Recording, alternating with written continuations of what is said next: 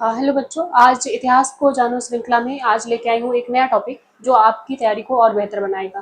तो जो टॉपिक मैं लेके आई हूँ उस टॉपिक का नाम है, आपके स्क्रीन पे दिख रहा होगा, और उसका नाम है बुद्ध की गाथा। क्या नाम है?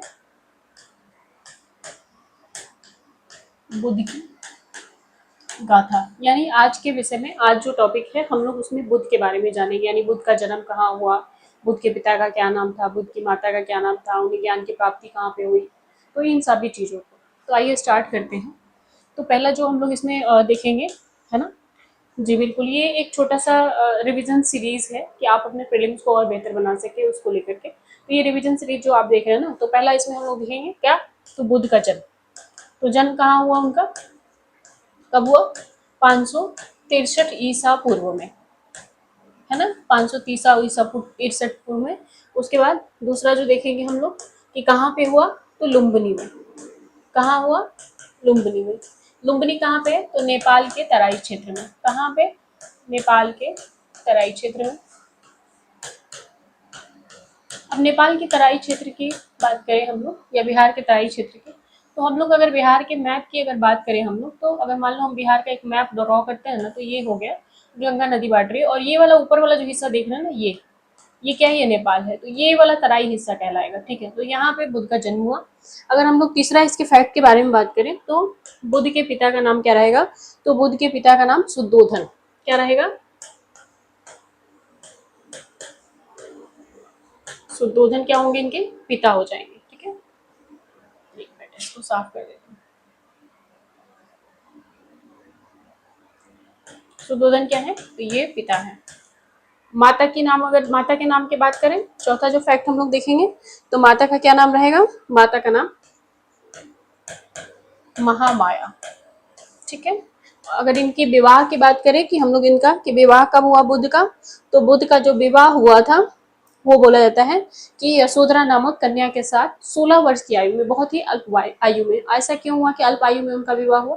रीजन उसके पीछे ये था कि बुद्ध बचपन से ही चिंतनशील रहते थे। कौंडिन्य नामक ब्राह्मण ने भविष्यवाणी की थी कि ये बालक आने वाले समय में या तो एक महान तपस्वी या फिर महान सम्राट बनेगा। लेकिन होता ना कि बच्चे के जो ये होते हैं पैर, वो पालने में ही दिख जाते हैं कि क्या करेगा आने वाले समय में। तो बुद्ध के होते हैं ना कि उनको देख करके फील हो गया था कि ये सम्राट तो नहीं ही, लेकिन सन्यासी जरूर बन जाएगा, है ना?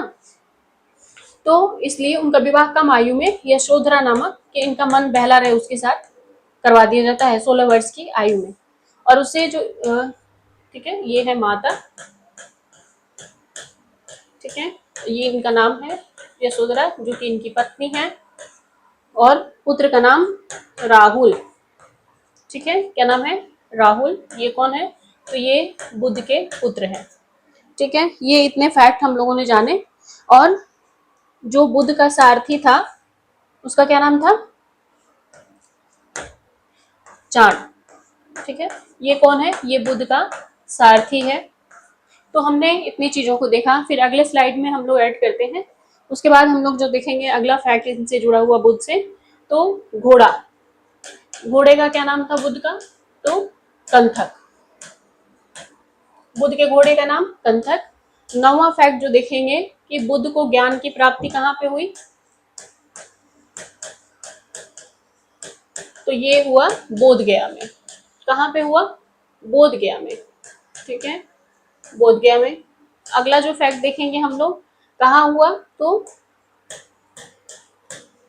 ये होगा पीपल वृक्ष के नीचे। पीपल वृक्ष। और अगर बात करें नदी की, तो नदी कौन सी थी? निरंजना या फल्गु नदी, जो दक्षिण बिहार में पड़ती है। दक्षिण बिहार की नदी है निरंजना या फाल्गु नदी। ठीक है, ये हमने देखा। बुद्ध ज्ञान प्राप्ति के बाद सबसे पहले कहाँ गए थे? तो सारनाथ। वहां जाकर के उन्होंने अपना पहला उपदेश दिया अपने 5 साथियों को, जिसे क्या कहा जाता है? धर्मचक्र परिवर्तन कहा जाता है। ठीक है, उसके बाद बुद्ध का सबसे अधिक जीवन जो बिताया वो कहाँ पे? श्रावस्ती में। कहाँ पे? श्रावस्ती में। कितना? लगभग 30 वर्षाकालीन जीवन व्यतीत किया है उन्होंने। ठीक है, 30 वर्षाकालीन जीवन व्यतीत किया है। बुद्ध जो भाषा उपयोग करते थे उसे क्या बोला जाता था? पाली। है ना, पाली भाषा उपयोग करते थे यानी बातचीत के लिए। उसके अलावा अगर हम लोग बात करें तो पहली बौद्ध संगीति जो हुई थी, प्रथम बौद्ध संगीति किसके शासनकाल में? अजातशत्रु के, है ना। शासक कौन था? अजातशत्रु। कहाँ पे हुआ? राजगीर में, है ना, राजगीर में। ठीक है।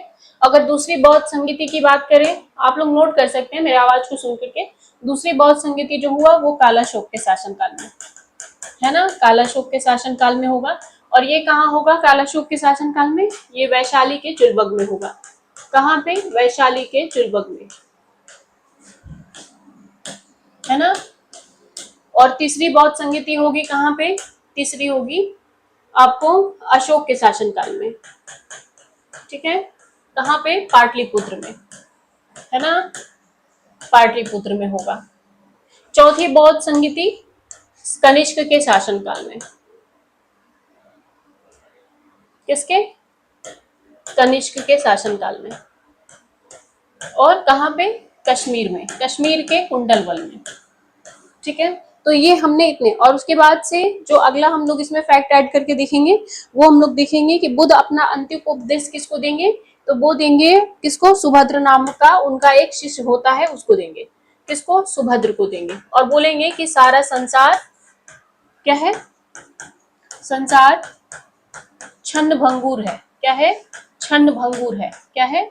छन्न भंगुर है। ठीक है। तो उन्होंने इस तरह का अपना अंतिम वर्ड कहा था। और उसके बाद अगर हम लोग बात करें तो बुद्ध का जो निधन होगा वो कहाँ पे होगा? बुद्ध का जो निधन होगा वो कहाँ पे होगा?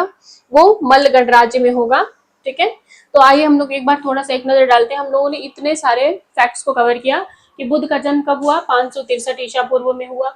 लुम्बिनी कहाँ पे हुआ? तो लुम्बिनी जो कि बिहार के नेपाल के तराई क्षेत्र में पड़ता है वहां पे होगा। उसके अलावा उनके पिता का क्या नाम था? शुद्धोधन। माता का नाम महामाया। ठीक है। और पत्नी का नाम यशोधरा, पुत्र का नाम राहुल, और उनका जो सारथी था उसका नाम चांद। ठीक है। उसके अलावा जो घोड़ा रहेगा, घोड़े का नाम क्या था? कंथक। बुद्ध को ज्ञान की प्राप्ति बोध गया में हुई। ठीक है। उसके अलावा कहाँ पे? तो पीपल वृक्ष के नीचे। नदी क्या कौन सी थी? तो निरंजना या फाल्गु नदी थी। और सारनाथ में उन्होंने अपना पहला उपदेश दिया जिसे धर्म चक्र परिवर्तन कहा जाता है। और किसको दिया था? तो अपने 5 साथियों को दिया था। ठीक है। और 30 वर्षाकालीन सबसे अधिक जीवन उन्होंने कहाँ बिताया? 30 वर्षाकालीन जीवन श्रावस्ती में बिताया था। और यहीं पे उनकी मुलाकात अंगुलीमाल डाकू के साथ भी हुई थी। और उन्होंने पाली भाषा का प्रयोग किया था अपने प्रचार प्रसार के लिए। और प्रथम बौद्ध संगीति का आयोजन राजगीर में हुआ था अजातशत्रु के शासनकाल में। दूसरी बौद्ध संगीति का आयोजन वैशाली में हुआ, वैशाली के चुलबग में। तीसरी बौद्ध संगीति का आयोजन पाटलिपुत्र में होगा। और चौथी बौद्ध संगीति का आयोजन राजा कनिष्क के शासनकाल में कश्मीर के कुंडलवन में होगा। और उन्होंने अपने अंतिम शब्द जो बोले थे उसका क्या मतलब है? संसार छन्न भंगुर है, यानी पूरे संसार को एक दिन खत्म हो जाने हैं, विलुप्त हो जाने हैं। और लास्ट में उनका जीवन समाप्त हो जाता है, यानी उनकी मृत्यु हो जाती है। कहाँ पे? कुशीनगर या कुशीनारा, उत्तर प्रदेश में देवरिया जिले के पास में कुशीनगर पड़ता है, वहीं पे उनका देहांत हो जाता है। और इस घटना को बौद्ध धर्म में निवारण कहा जाता है, यानी निवारण की प्राप्ति हो जाती है। ठीक है। Thank you class.